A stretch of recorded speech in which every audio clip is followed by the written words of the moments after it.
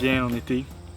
Difficile de croire que toute la faune et toute la flore ici présente étaient ensevelies il y a quelques mois sous une épaisse couche de neige. Vous pensez que vous avez eu un hiver difficile?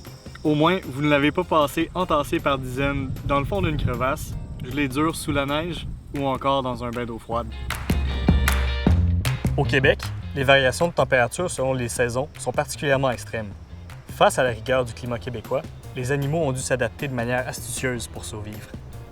Chez les reptiles et amphibiens, l'habitat est utilisé de manière très différente.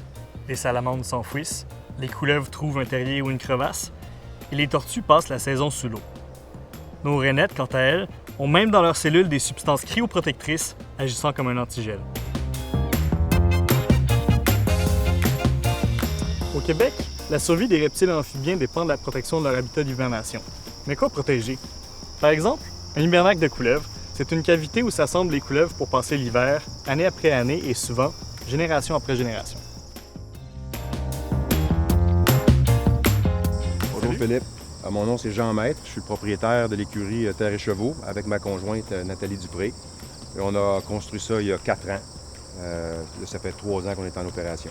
J'avais entendu parler du corridor forestier, mais en fait, c'est les forêts, il n'en reste pas beaucoup en Montérégie. Il y en a une en arrière de nous. Moi, tout ce que je voulais, c'était étendre la partie de l'écosystème du parc du Mont-Saint-Bruno, si on veut, ou de cette bande-là. Puis, c'était un peu ma façon de contribuer à l'agrandissement de cette forêt-là.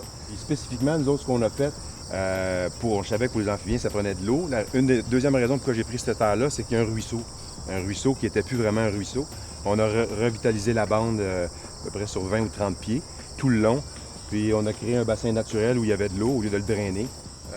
En 2 ans, la quantité de faune et flore qui s'est ajoutée, là, c'est phénoménal. C'est plus que ce que je pensais. Fait que des couleuvres, définitivement.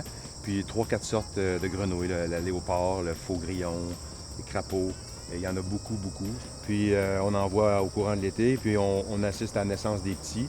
Il y a 2-3 semaines, on a sorti des bébés longs de même de l'écurie, 3-4. Alors, je peux pas croire qu'ils ne passent pas l'hiver ici. On en voit pendant 4 mois, 5 mois de l'année. Que faire pour aider les espèces qui passent l'hiver sur notre propriété? La première chose à faire, c'est d'identifier les sites d'hibernation, dont les amas de bois, les terriers et les bords de plans d'eau, et s'assurer de ne pas les perturber. Pensez à ces animaux et à leurs superbes adaptations lorsque vous trouverez l'hiver long et que vous serez bien au chaud à l'intérieur.